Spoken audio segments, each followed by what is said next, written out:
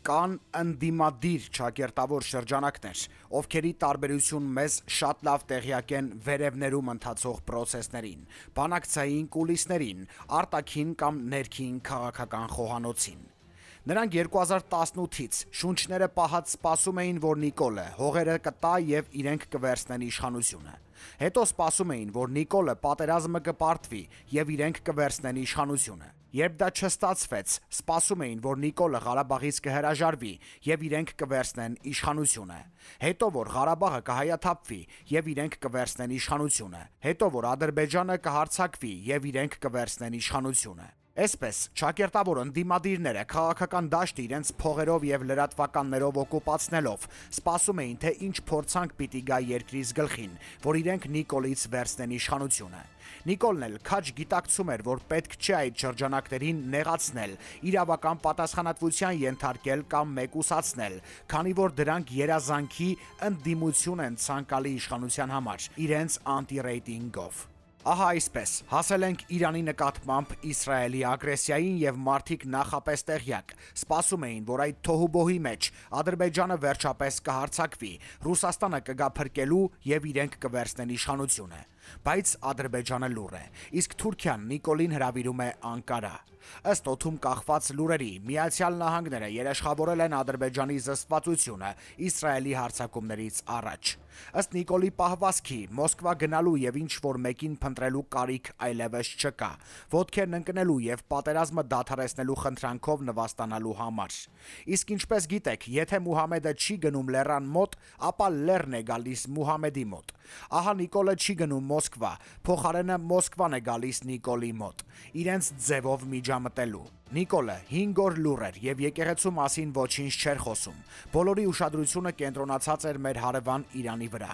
Սամվել Կարապետյան, ինչու բզբզեցիր։ Հարցս ավելի քան հռետորական է։ Հայաստանին պետք է նոր հասարակական կարգ եւ դա պետք է ամրագրել թե թղթի վրա որպես սահմանադրություն, թե իրականության մեջ որպես ներդաշնակ համակեցություն։ Նիկոլը 1 տարուց պիտի գնա, տանելով իր հետ ազգային ողբերգությունների վրա քաղաքական կապիտալ դիզող պատեհապաշտների հորդաները։ Գրել է Բժիշկ Հայկ Մանասյանը Facebook-յան իր էջում։ Պարոն Փաշինյան, Սամվել Կարապետյանի շուրջ ընթացող իրադարձությունները ինչու սկսեց, այսպես ասենք, արշավ բռնեցին այն հայտարարությունից հետո, որ արեց Կարապետյանը եկեղեցու մասին սկսվեց այդ ամբողջ այդ հայտարարությունը եկեղեցու մասին չէր, այդ հայտարարությունը Հայաստանի Հանրապետության մասին էր եւ փորձ էր արվում տպավորություն ստեղծել, թե Հայաստանի Հանրապետությունում կարող են գալ ինչ-որ մարդիկ ինչ-որ տեղերից եւ ինչպես իրենք են ասում, իրենց ձևերով ինչ-որ բան անել եւ Հայաստանի Հանրապետությունը ունի արձագանքի կոնկրետ լծակներ եւ ես չեմ հանդուրժի ընդհանրապես որ մեկի լեզուն պտտվի տենց բան ասի։ Ես ընդհանրապես խորհուրդ եմ տալիս, որ մեկի լեզուն չպտտվի տենց բան ասի, որովհետեւ գիտեք Հայաստանի Հանրապետությունը ժողովրդավարական երկիր է եւ Հայաստանի Հանրապետությունում յուրաքանչյուրը ունի կարծիք արտահայտելու հավաքներ անցկացնելու, քաղաքական եւ հանրային կյանքի մասնակցելու իրավունք, բայց Հայաստանի Հանրապետությանը սպառնալ որևէ մեկը չի կարող եւ ես ինչքան էլ ժողովրդավարություն ամենակոշտ եւ ամենակոպիտ միջոցները կձեռնարկեմ ցանկացած նման դեպքում։ Այսինքն Կարապետյանը ուղղակի ասաց, որ ես կլինեմ եկեղեցու կողքին, դա համարում եք սպառնալի եկեղեցու եւ ով որ այսպիսի բան ասի պետք է կալանավորվի։ Կարապետյանը ասաց, որ մենք եթե քաղաքական գործիչներին չհաջողվի, այսինքն եթե քաղաքական մենք մեր ձևերով կմասնակցենք կամ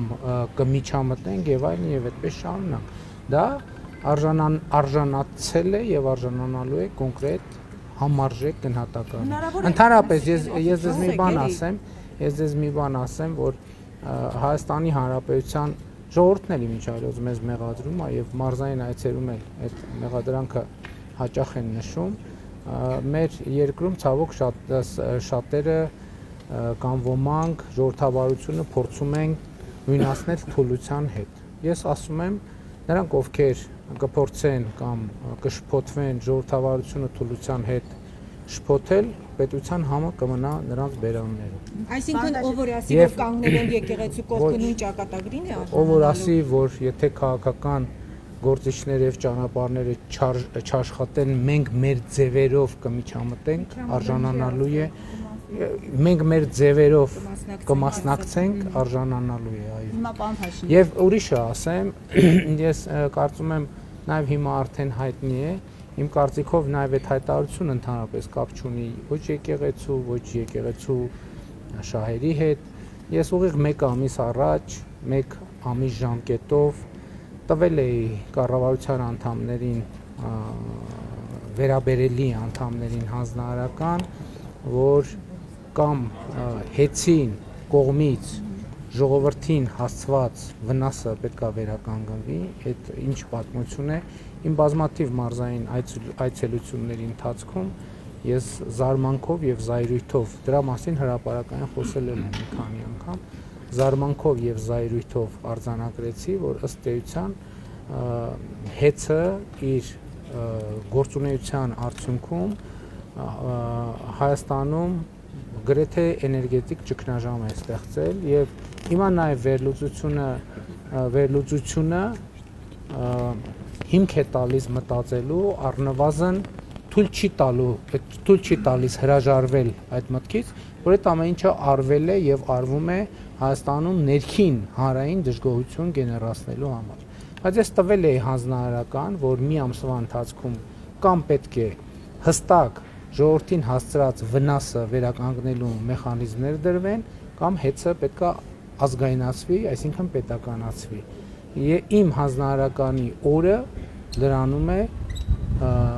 հունիսի 21-ին, եւ ես այդ ակտիվացումը ուղիղ կապում եմ իմ այդ հանձնարարականի, իմ այդ որոշման, որովհետեւ կառավարության անդամները սկսել էին աշխատել, հեծին հստակ ուղերձ տվել էին, որ տեսեք, եկեք կամ հստակ հաշվարկում ենք ժողովրդին ինչ վնաս եք հասցրել, ոչ միայն ժողովրդին, պետական եւ մասնավոր կազմակերպություններին, որովհետեւ որ գյուղ գնում եմ, որ համայնք գնում եմ, որ մարզ գնում եմ, մարդիկ համատարած ինձ առաջ ուղիղ հարց են դնում, ասում են հոսանքը անջատվել է, մի հատ լվացքի մեքենա ունեինք, վառվել է, մի հատ սառնան էինք առել, վառվել է, հեռուստացություն էինք, վառվել է, ով է դրա պատասխանը տալու։ Երբ որ դա 1 դեպք է, 2 դեպք է, 3 դեպք է, դա ուրիշ իրավիճակ է։ Ես Լոռու մարզում այց եմ կատարել, Լոռու մարզի իմ այցի ժամանակ ես ուր մտել եմ, հոսանք չի եղել։ Ուր մտել եմ կամ եղել է, անջատվել է։ Դպրոց կլինի, մանկապարտեզ կլինի, հյուրանոց կլինի, մասնավոր հիմնարկ կլինի, համայնքային հիմնարկ կլինի։ Սա անհանդուրժելի վիճակ է եւ ասում եմ, եկեղեցին տվյալ դեպքում հեծի շուտով նախկին սեփականատերերի համար ընդհանրապես ծխածածկույթ է։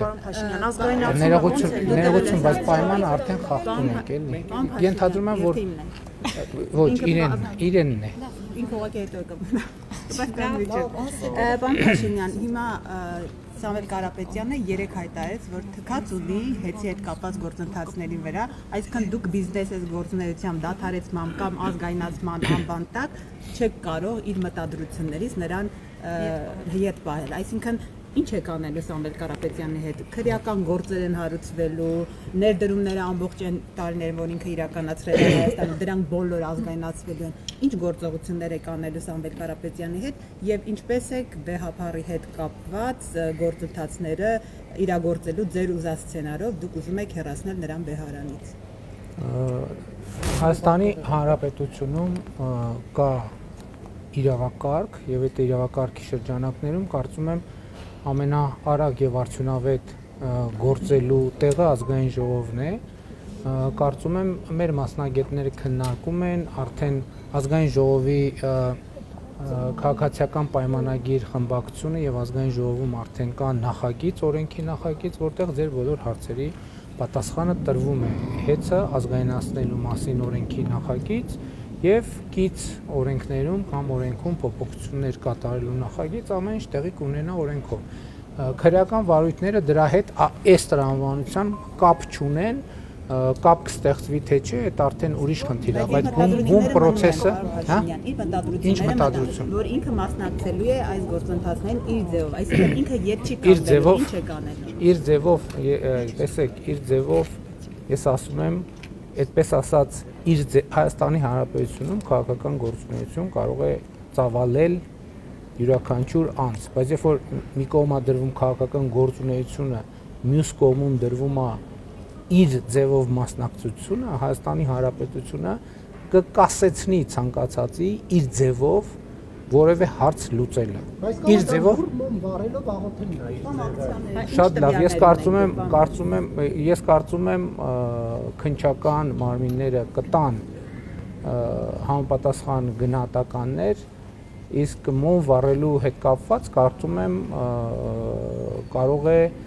իր ձևով հարցերը լուծելու մասին հայտարարություն անողը կարող է այդ մասին ցուցմունքներ տալ, բացատրություններ տալ, փորձաքննություններ ներկայացնել, այդ ժամանակ կպահի։ Աշխարհաքաղաքական հետ տեսնում եք այս ամենի մեջ։ Ընդհանրապես գիտեք ինչ, աշխարհաքաղաքականությունը շատ բարդ բան է, ամեն ինչի մեջ էլ աշխարհաքաղաքական հետ կարելի է տեսնել, նայած ինչքան նայես, նայած ինչքան հեռավորությունից եւ ինչքան մոտիկից նայ։ Խնդրեմ ձեր հարցը։ Եկեք, խնդրում եմ, եկեք պահենք պայմանը, որովհետեւ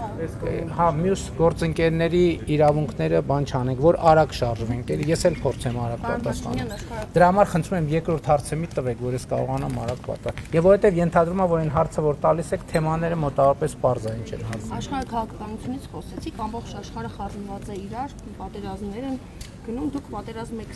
հայտարարում մեր հայրենակիցներին հայոց առաքելական եկեղեցու դեմ, երբ եք անցնելու վարչապետի լիազորություններին եւ մեկ փոքրիկ հարցել, արդյոք չեք վախենում։ Դե այդ պայմանը խախտեցիք արդեն։ Ուրեմն նախ հետեւյալը ես հայ առաքելական եկեղեցուն եւ Մայրաթորին չեմ կարող եւ պատերազմ չեմ հայտարարել։ Պատերազմ հայտարարել են այն մարդիկ, ովքեր խախտում են հայ առաքելական եկեղեցու կանոնակարգը, խախտում են կուսակրոնության ուխտագիրը, խախտում են մեր ավանդույթները եւ իմ խնդիրը որպես հայ առաքելական եկեղեցու հավատավոր հոտի հավատարիմ ներկայացուցիչ եկեղեցին վերադարձնելն է հոգևոր արժեքներին եւ հոգևոր արմատներին։ Ինչ վերաբերում է աշխարհաքաղաքականությանը, այո, տարածաշրջանում իրադրությունը շատ բարդ է եւ եթե դուք նկատել եք, ես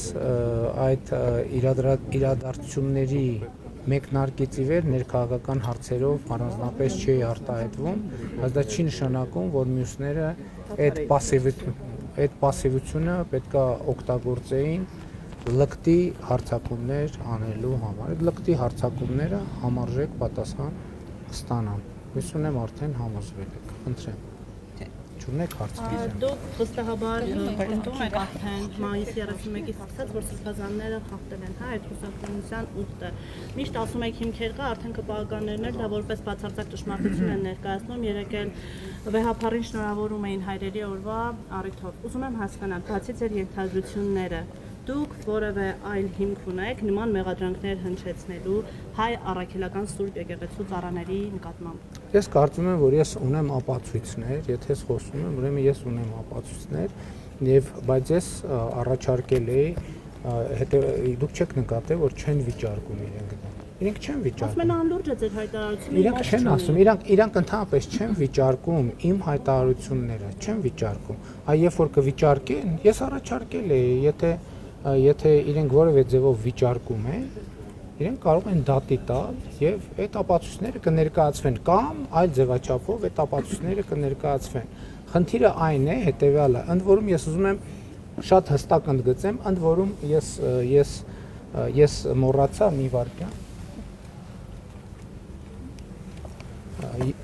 Իմ դիրքորոշումները ամբողջությամբ հիմնված են հայ առաքելական եկեղեցու կանոնների վրա, հայ առաքելական եկեղեցու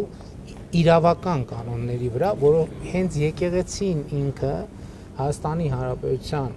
Արդարադատության նախարարությունում գրանցել է որպես հայ առաքելական եկեղեցու կանոններ եւ կանոնագիր։ Դա դուք ինչու եք հանձնաժողով ստեղծում ներողություններ, որ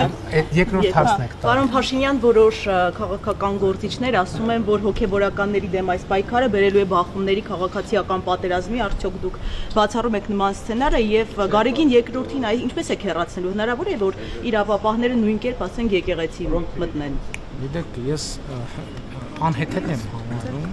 բախումների մասին խոսակցություն։ Անհեթեթ եմ համարում։ Գիտեք, 2000 ժողովուրդ ջան, հետ գամ միկրոֆոնը, բայց ձեր անվտանգության աշխատակիցը ստեղ փակելա չեմ կարողանում։ Շատ բախումների մասին։ Դա կատարյալ անհեթեթություն եմ համարում։ Գիտեք, մենք 2018 թվականին Հայաստանում հեղափոխություն ենք իրականացրել եւ ըստ էության բախումներ չեն եղել։ Հիմա մենք հոգեվոր, բացառապես հոգեվոր խնդիր ենք առաջ քաշում եւ այդ հոգեվոր խնդիրը իրականացնելը կարող է տեղի ունենալ միայն հոգեվոր, քրիստոնեավայել, քրիստոնեական սիրո վրա հիմնված գործողությունների եւ քայլերի վրա։ Հայ առաքելական եկեղեցու հավատավոր հոտը ինքը կմերժի եւ ես ուզում եի ձեզ ցույց տալ, ես այսօր կռահելով ես բերել եմ ապացույցնա, չէ՞,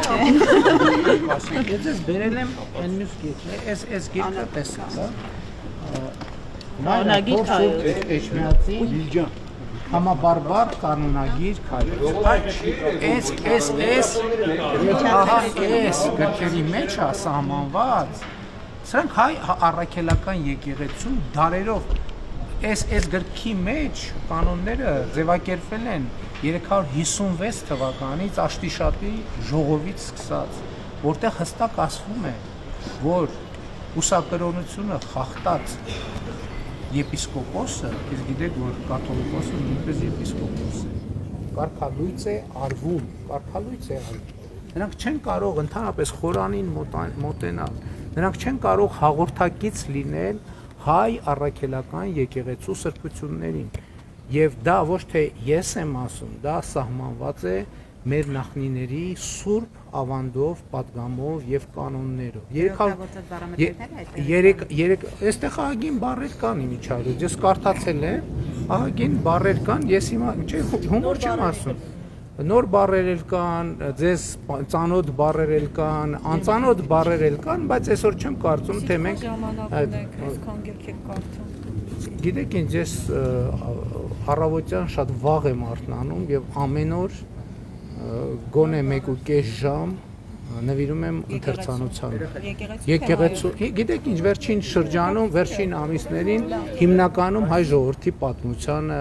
մեր եկեղեցու պատմությանը, մեր եկեղեցու ավանդներին, մեր եկեղեցու կանոններին, սուրբ գրյան ընթերցումներին եւ այլն եւ այդպես շարունակ։ Այո, արդեն այս կողմից ներողություն։ Բայց դուք կարող եք շատ խնդրեմ։ Ինչպես կարգավորեք նաև Ռուսաստանի արձագանքներին Սամվել Կարապետյանի հետ տեղի ունեցած իրադարձություններից հետո Ռուսաստանի արձագանքներն էլ հաճուշացան, թե Մարիա Զախարովան, թե Վլադիմիր Սոլովյովը, որն իր հաղորդման ընթացքում այսպես բուռն կերպով արտահայտվեց հայ իշխանության հասցեին, Մարիա Զախարովան էլ ասեց տարօրինակ պատրվակով են ձերբակալում Սամվել Կարապետյանին Երևանում։ Ո՞րց է արձագանքում այդ Ռուսաստանի արձագանքները։ Ես չեմ կարծում, որ այդ մարդիկ իմ մեկնաբանելու մակարդակի մարդիկ են, որ ես իրանց ասածը մեկնաբանեմ։ Ասում էին նաև, որ իրանց ասածները թող մեկնաբանեն այն մարդիկ, ում հետ իրենք ամեն օր առնչվում են։ Իսկ ինչ քայլեր սպասել։ Այս չեղավ, կանոնները։ Տպավորություն է, որ Ներողություն, հերթը դուք չունեք հարց։ Խնդրեմ դուք։ 25 թվականի եք այցելելու ինչ օրակարգով եւ ում հրավերով աշխատանքային այց է պաշտոնական։ Ну, սովորաբար նման այցերի ժամանակ կողմերը համատեղ հայտարարությամբ են հանդես գալիս, բայց քանի որ մեր գործընկերները մի քիչ անհամբեր են գտնվել, այո, այդպիսի պլան կա, այցի օրակարգի վերաբերյալ կլինի համատեղ հայտարարություն, ես կարող եմ ասել, որ իրոք այո, այցը նախատեսված է եւ այցի վերաբերյալ ուղղակի պայմանավորվածությունները չխախտելու համար համատեղության իմաստով հայտարարությունների այս բանին ընդամենը ասեմ այն ինչ որ արդեն հայտնի է։ Այսինքն հայտարարություն եք ընդունելու։ Չէ, նկատի ունեմ այցի մասին հայտարարություն եւ այլն։ Արդյունքները տեղում։ Խնդրում եմ, բոլորը սպառեն, որովհետեւ ժամանակի խնդիր է։ Պարոն Փաշինյան, Իրան-Իսրայել լեզվակամարտության ֆոնին մեր մի փոքր ուշ մեծորները վրանադարձել են։ Բայց ոնց որ ձեր հարցը արդեն տվել են։ Հայաստանի որ շատ փորձագետներ այսպես նշում են, հա, որ հենց կոնկրետ ուղղությամբ մեծ մտանք այս ֆոնին։ Այս իրավիճակում Հայաստանի Հանրապետությունը իշխանությունը անվտանգության խորհրդի նիստ արդյոք ինչու չի հրավիրում եւ վտանգները գնահատվել են թե ոչ Սյունիքի։ Նախ ես ձեզ ասեմ, որ անվտանգության խորհրդի նիստ բարբերաբար է հրավիրվում, ասենք օրինակ վերջին 1 շաբաթվա ընթացքում կամ ամսվա ընթացքում երևի 4-5-6, բայց հաղորդագրություններ չեն լինում, բայց այդ նիստերը նրա համար չեն, որ Սյունիքի հետ կապված վտանգ կա։ Ես այդ հայտարարությունները համարում եմ սադրիչ, պրովոկատիվ, մի րոպե, ես այդ հայտարարությունները համարում եմ սադրիչ, պրովոկատիվ, ես այդ հայտարարությունները համարում եմ չհիմնավորված եւ Հայաստանի քաղաքացիների շրջանում անհանգստություն, խուճապ եւ անորոշություններ գեներացնելու համար։ Հայաստանի Հանրապետությունը եւ Ադրբեջանի Հանրապետությունը համաձայնեցրել են խաղաղության եւ միջպետական հարաբերությունների հաստատման մասին համաձայնագրի նախագիծը եւ ինչպես ասել են, Հայաստանի եւ Ադրբեջանի միջեւ նոր պատերազմ չի լինելու է խաղաղություն։ Պարոն Փաշինյան, տպավորություն է, որ դուք այս երկրի դատավորն եք փորձում լինել, ԱԱԾ պետն եք, կոշկակար եք, բոլորը փորձում են կատարել ձեր քմահաճույքները, սա է արդյոք ձեր ժողովրդավարությունը եւ խնդրում եմ արցախցիների պահով, դուք բերել եք ձեր հայրենակիցներին այստեղ եւ պատասխանատվություն եք կրում, ինչ է սպասվում արցախցիներին այսքանից հետո, 40,000-ները կտրեցիք, մարդիկ մնացել են անտուն, խնդրում եմ, որպես երկրի պատասխանատու պատասխանատվություն կրեք ձեր հայրենակիցների առաջ եւ պատասխանեք իմ այս հարցին։ Դուք ձեր հարցի մեջ նշեցիք, որ բոլորը փորձում են կատարել իմ քմահաճույքները։ Հիմա որ դուք ասեք, դուք իմ որ քմահաճույքն եք փորձում կատարել, ես ձեր հարցին կպատասխանեմ։ Բոլորը, դուք էլ եք բոլորի մեջ մտնում, օրինակ դուք որ քմահաճույքն եք։ Ուժային կառույցների մասին Ես գիտեք ինչ, ներողություն եմ խնդրում։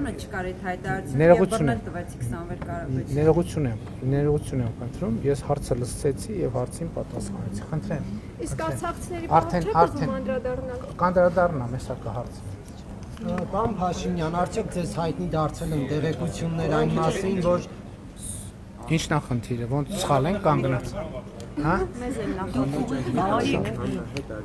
Պարոն Փաշինյան, արդյոք ձեզ հայտնի են եղել տեղեկություններ այն մասին, որ կաթողիկոսը Մինսկում հանդիպել է Ալեքսանդր Լուկաշենկոյի եւ Գագիկ Ծառուկյանի հետ թե ոչ եւ եթե ահա մանրամասները ձեզ հայտնի են թե ոչ եւ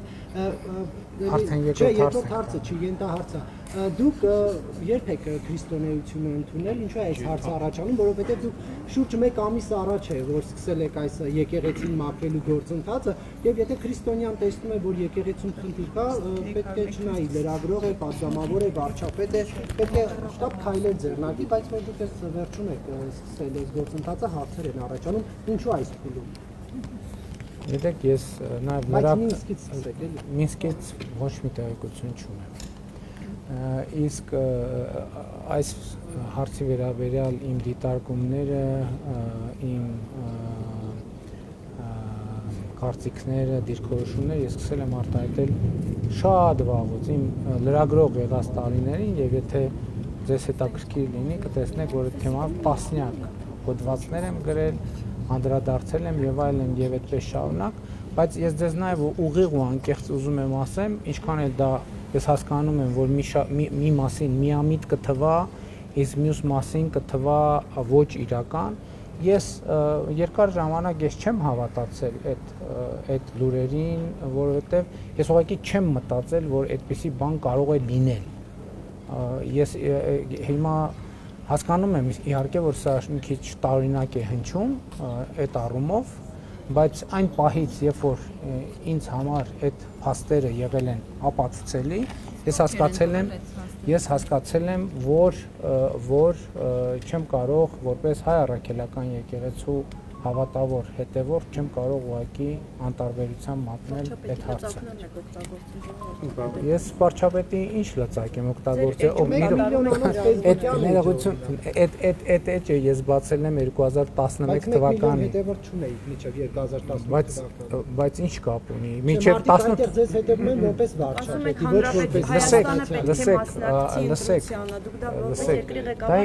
դա իմ անձնական էջն է եւ ես իմ կարծիքները կիսում եմ այդ թվում որպես վարչապետ Հայաստանի Հանրապետության քաղաքացիների եւ հայ առաքելական եկեղեցու հետևորդների հետ։ Ինչ խնդիր կա։ Խնդրեմ։ Պարոն Փաշինյան, դուք ասացիք, որ Ադրբեջանի հետ խաղաղություն կլինի, բայց ըստ էության հնչող ազդակները եւ տեղ ունեցող զարգացումները դրանց չեն բերում։ Առապատույցն այն կրակոցները, որոնք տեղի ունենում Ադրբեջանի կողմից Սյունիքի գյուղերի ուղղությամբ եւ նաեւ խոսք էր գնացել օրի ու ժամի պայմանավորվածության վերաբերյալ, որը եղել է Փարոզյանի առաջարկը եւ Ադրբեջանը մինչեւ հիմա այդ առաջարկությունը չի ընդունել։ Սա արդյոք չի խոսում այն մասին, որ Ադրբեջանը ըստ էության Հայաստանի հետ խաղաղություն չի ցանկանում կնքել եւ նաեւ ինչ քայլեր է ձեռնարկում Հայաստանի իշխանությունը Ադրբեջանում պահվող գերիների վերադարձի ուղղությամբ։ Մենք ասել ենք, որ մենք հավատարիմ ենք մնալու խաղաղության օրակարգին եւ մենք շարունակում ենք խորհրդակցությունները, բանակցությունները Ադրբեջանի հետ խաղաղության համաձայնագրի ստորագրման ժամկետների շուրջ եւ փորձում ենք ստեղծել այն միջավայրը եւ պայմանները, որ դա հնարավոր լինի։ Ես նկատի ունեմ, տեսեք, երբ որ մենք ընտրել ենք այդ ռազմավարությունը ունի մի առանձնահատկություն, որ մենք հետեւողական, քայլ-քայլ, համբերատար պետք է գնանք այդ ճանապարհով։ Իմիջայլոց ուզում եմ ձեզ հետեւյալը ասեմ, որ եթե նկատել եք, ես վերջին շրջանում ավելի ինտենսիվ եմ շփվում մեր քաղաքացիների հետ եւ կարող եմ ասել, որ միանշանակ ընդգծել, որ խաղաղության օրակարգի իրացման ճանապարհին մենք ունենք Հայաստանի Հանրապետության քաղաքացիների միանշանակ եւ աներկբա աջակցությունը։ Հիմա մնացածը խնդիրը հետեւյալն է։ Ես այսօր էլ պատրաստվում եմ ասել եւ գիտեք ինչ, իմ կարծիքը հետեւյալն է, որ այո, Հայաստանի Հանրապետության շուրջ կան սպառնալիքներ։ Այդ սպառնալիքները եղել են միշտ, բայց նորությունը այն է, որ Հայաստանի Հանրապետության շուրջ եւ Հայաստանի Հանրապետության համար ստեղծվել են աննախադեպ հնարավորություններ, որոնք նախկինում երբեք չեն եղել, եւ ընդ որում նորություններից մեկը այն է, որ հիմա իմ գնահատմամբ Հայաստանի Հանրապետությունը սպառնալիքները կառավարելու եւ հնարավորությունները օգտագործելու ավելի մեծ կարողություններ եւ հնարավորություններ ունի։ Գերիների մասով էլ գիտեք, բոլոր հարցերով մենք աշխատում ենք ամենօրյա ռեժիմով, նայած այդ օրը ինչ հնարավորություններ եւ ինչ նոր մարտահրավերներ են ի հայտ գալիս, բնականաբար այդ բոլոր հարցերը չեն կարող մեր օրակարգից դուրս լինել։ Խորհրդարանական ընդդիմությունը պարոն վարչապետ ձեզ ամստահություն հայտնելու գործընթացը փորձում սկսել, չեմ հիշում թե որորդ անգամ։ Ինչ եք կարծում այս անգամ կհաջողեն եւ ձեր վերաբերմունք այս գործընթացին։ Գիտեք, ես ինչ պիտի մեկնաբանեմ։ Ընդդիմություն իր գործունեությամբ է զբաղված, թող զբաղվի, կհաջողի, թե չի հաջողի, իրենք թող մտածեն, ես կարծում եմ, որ չի հաջողի։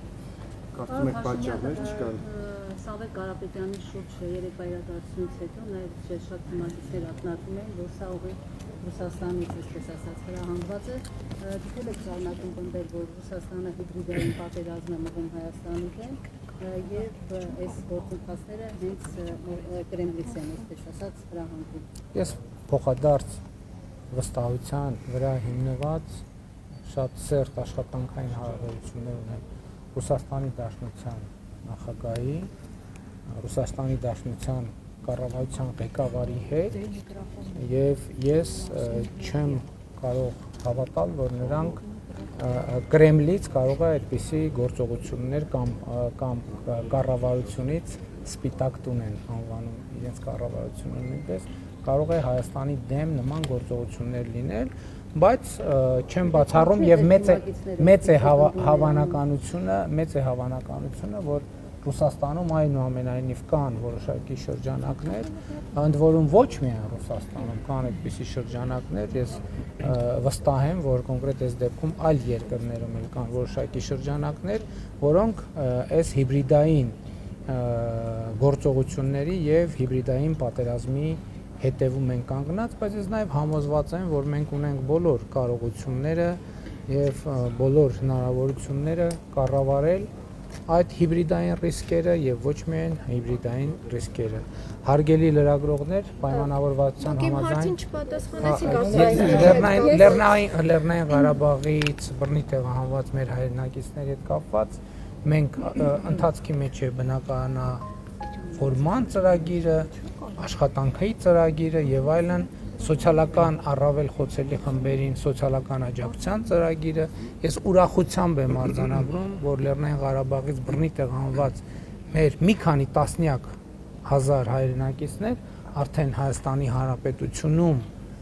աշխատանք ունեն, աշխատում են եւ ես համոզված եմ, որ նաեւ մեր աջակցությամբ նրանք կտնավորվեն Հայաստանի Հանրապետությունում եւ մենք ամեն ինչ կանենք, որ նրանք իրենց զգան մաքսիմալ լիարժեք, չնայած ես կարծում եմ, որ դրա համար պետք է աշխատանքի հարցը լուծել, ուրիշ որևէ լրացուցիչ բան անելու անհրաժեշտություն չկա, որովհետև նրանք գտնում են իրենց հայրենիքում, իրենց տանը եւ քաղաքացիություն կստանան եւ իրենք վերջնականապես կգտնվեն իրենց պետության մեջ։ Շնորհակալ եմ։ Ինչու է պետության փողերով կրծվելը նորաձևը շարժումը ֆինանսավորում իրականացնում։ Մենք պայմանա, եթե այդ հարցը կարևորում էիք, ախր այ ընթացքում։ Այդ ազնիվ ներողություն է։ Չէ, ներողություն, բայց վերև մենք պայմանավորվեցինք, որ մի հարց եք չէ տալիս։ Դա ազնիվ չի։ Եթե ես այդ հարցին կպատասխանեմ, բայց ես ուղղակի ուզեցի այդ դիտարկումը անել։ Ուրեմն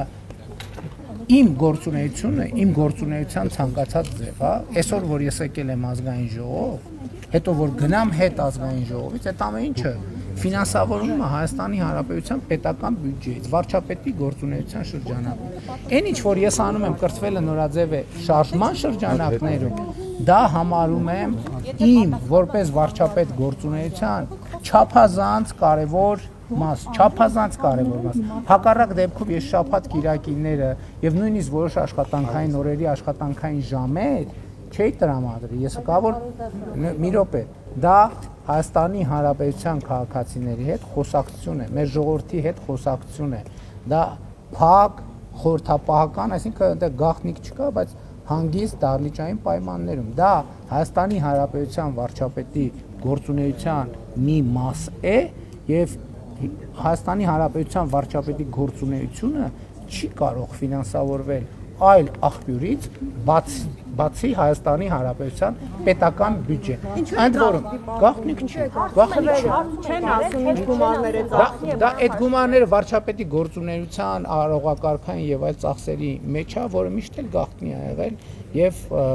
այդպեսին է։ Այսինքն դա ընդ որում ես ուզում եմ ձեր ուշադրությունը հրավիրեմ այն հանդիպումներին, որտեղ ես չեմ մասնակցում, այսինքն Հայաստանի Հանրապետության վարչապետը չի մասնակցում, դա պետական բյուջե չի ֆինանսավորվում։ Եթե դուք մասնակցում դալիճի բացի մասը վարչապետի աշխատանքը։ Ես հիմա մանրամասները չեմ կարող ասել, բայց այնտեղ որտեղ ես եմ մասնակցում, այո։